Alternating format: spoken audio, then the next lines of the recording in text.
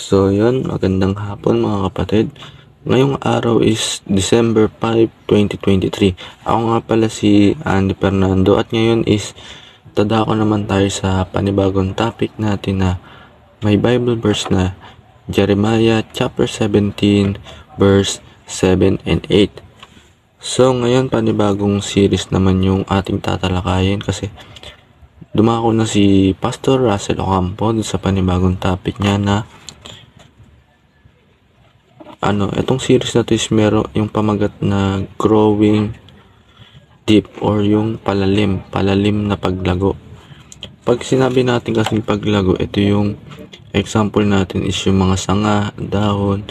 So pag nakikita natin yung mga sanga pati dahon, yung sanga niya is yung palago ng palago, which is yung sansan na lang sumusuot, yung parang ang haba ng mga sanga, yung dahon, ang lago. Pero itong growing deep naman is yung paglago na paglalim o palalim na paglago. Yun yung root or yung root na yun is yung lumalago siya hanggang sa batis or doon sa tubig. Parang ang dating nito is yung paglago nung relasyon natin kay God. Palalim yung knowledge natin about dun sa relasyon ni God, ay relasyon na meron tayo kay God. Habang tumatagal na kinikilala natin siya, pagbabasa ng Bible, pagpapakilala natin sa iba, lumalago yung relasyon natin sa Kanya. So yun, dumako na tayo dun sa ating Bible verse. In Jeremiah chapter 17 verse 7 and 8. But blessed in the one who trusts in the Lord, whose confidence is in Him. They will be like a tree planted by the water that sends out its root by the stream. It does not fear when heat comes. Its leaves are always green. It has no worries in a year of drought and never fails to bear a fruit. Tapos ito yun, yung parang yung tree na is yung parang isang tao daw na nagtitiwala sa Diyos. Ayun daw yung parang para isang puno sa kanya, yung parang ugat niya is yung relasyon niya kay God, na yung lumalalim yung relasyon niya. Tapos ito yung yung parang puno na yan, yung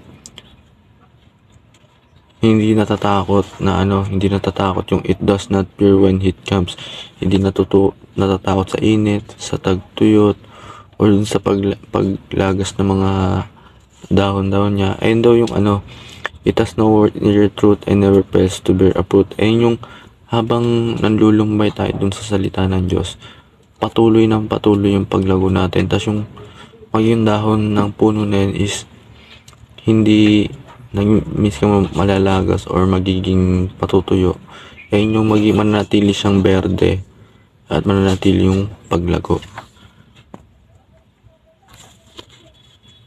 Tapos yung share ko lang is yung example, itong pagde-devotion natin.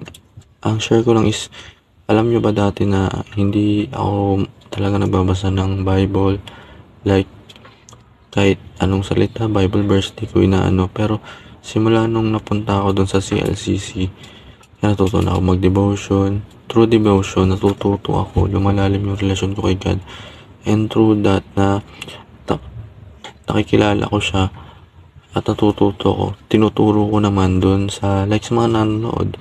Kahit yung nanonood lang sa akin, natututunan nyo yung natututunan ko na sinishare ko.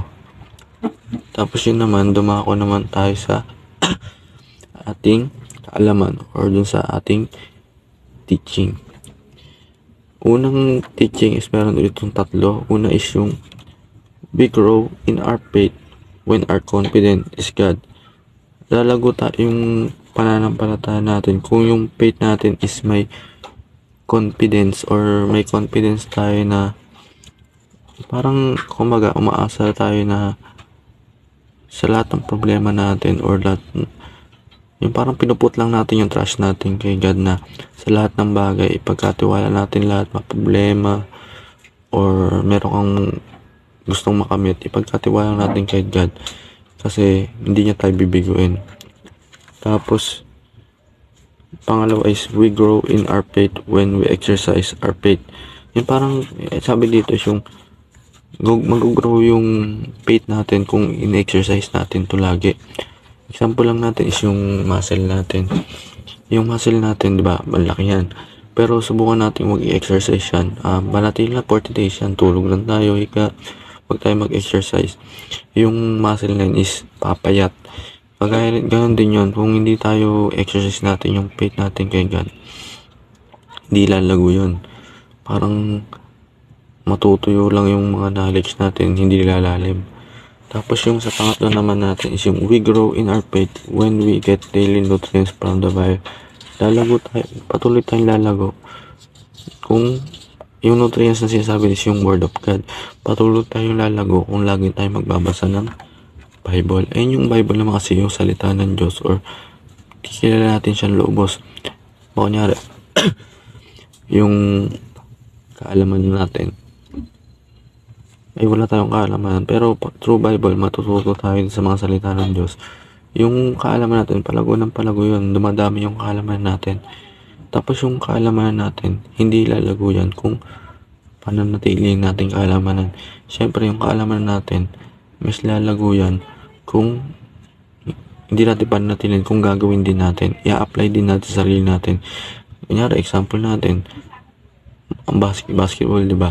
Sa basketball, ganito pala tumira ng 3. Alam ko na, alam mo kung paano tumira ng 3 or ng 3 point, pero hindi mo alam kayang i-apply sa sarili mo.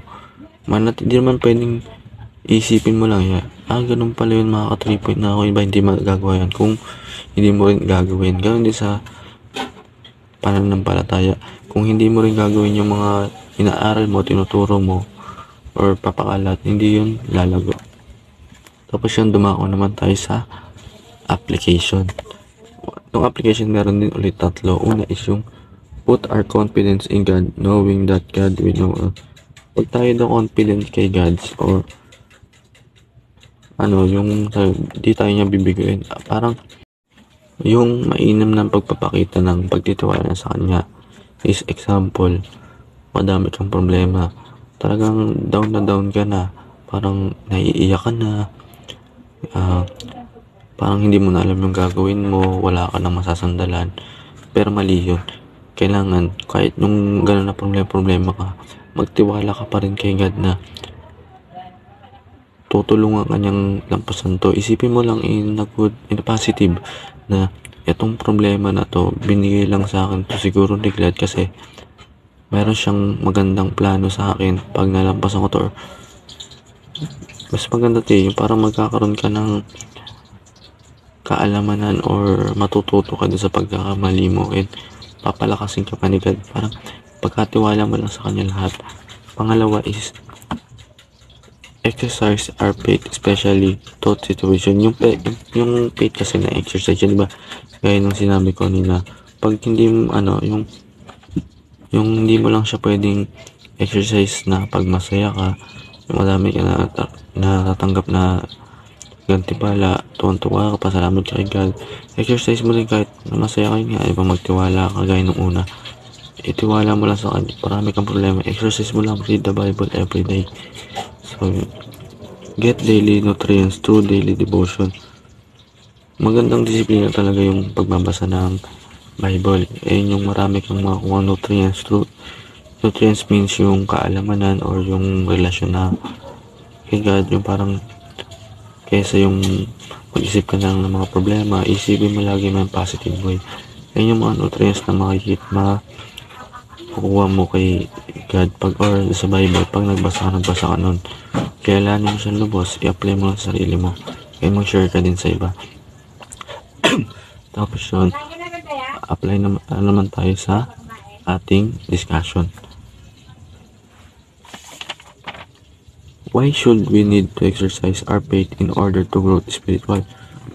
Kailangan natin exercise para lumago yung relasyon natin kay God, or yung mas lumalim pa yung kaalaman natin sa Kanya, or yung relasyon. Nga, di ba kaya nga sinabi, growing deep, paglago pero palalim. Malago yung relasyon natin kay God, na lumalalim dun sa pananampalataya natin sa Kanya. Tapos yun, sa prayer naman, babasahin ulit ako sa notes ko. Father, I ask you to please feed me with spiritually food daily. Help me to acquire a discipline of reading and meditating on your word. Teach me every day about who you are and what you want to me to do in this world. Let me grow in the faith. Enable me to trust you even in tough situation. I pray that you will be with me and that I will be conscious of your presence at all times. In Jesus' name, Amen. So yun, thank you sa panonood. Abangan nyo ulit yung panibagong devotion natin and mag-upload ako everyday. Daily devotion to na walang palya. So yun, maraming salamat sa panonood. God bless to all.